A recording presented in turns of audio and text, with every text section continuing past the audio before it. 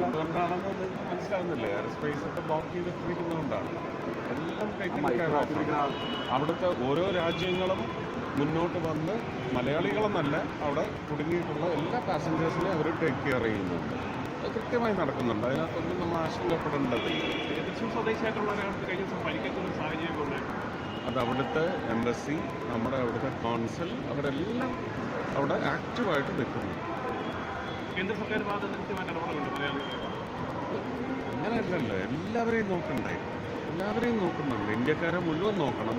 മാത്രമല്ല, ഇത് ഒരു അനിതര സാധാരണമായ സിറ്റുവേഷനാണ്. അങ്ങോട്ടും ഇങ്ങോട്ടും എവിടെ നിൽക്കുകയാണെന്നൊന്നും അറിയാത്ത ഒരു കണ്ടീഷനാണ്. അത് ടേക്കൺ കെയർ ഓഫ് ആണ്. പിന്നെ എല്ലാം നമുക്ക് കോവിഡ് വന്നപ്പോഴും ആർക്ക് സംരക്ഷണം ഒരുക്കുന്ന പറയുന്നത്? എല്ലാവരും സ്വയം സംരക്ഷണം ഒരുക്കുകയായിരുന്നു. അങ്ങനെ ഒരു സിറ്റുവേഷനാണ്. എല്ലാവരും സേഫായിട്ട് എല്ലാവർക്കും. ഓക്കെ.